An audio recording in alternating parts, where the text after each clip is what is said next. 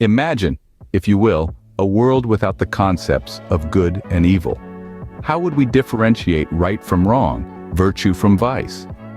These are the fundamental questions that have puzzled philosophers, psychologists, and thinkers throughout history.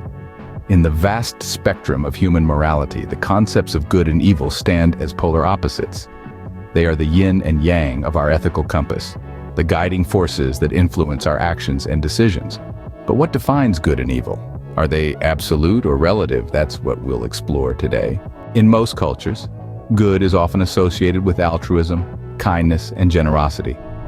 It's the selfless act of helping an elderly person cross the street, the warm smile you give to a stranger, the hand you extend in friendship. Good is often seen as a light, a beacon guiding us towards actions that promote harmony, peace, and happiness. On the other hand, evil is generally linked to selfishness, cruelty, and malice. It's the cruel snicker at someone else's misfortune, the act of stealing from those who can't defend themselves, the lies that break trust and relationships. Evil is perceived as a shadow, a dark force that instigates conflict, pain, and suffering. Yet, the dichotomy of good and evil is not as clear-cut as it seems. What may be considered good in one culture may be deemed evil in another.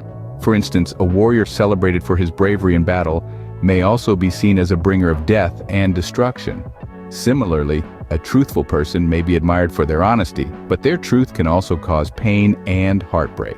This brings us to the question, are good and evil inherent in us, or are they learned behaviors? Some argue that humans are born with an innate sense of good and evil, a moral compass that guides our actions. Others believe that these concepts are social constructs, learned through societal norms and laws. There's also the debate about whether good and evil are absolute or relative. If they are absolute, then they are unchanging and universal, applicable to all people regardless of culture or context.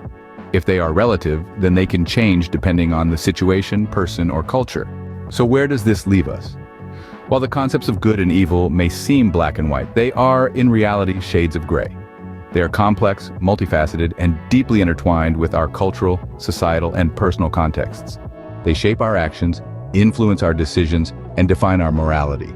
In conclusion, good and evil are not just simple concepts, but a complex spectrum of human behavior. They are a reflection of our values, beliefs, and experiences. They are not fixed entities, but fluid, changing as we grow and evolve. They are not just about right and wrong, but about understanding, empathy, and compassion. They remind us that every decision, every action has consequences, and it's up to us to choose wisely.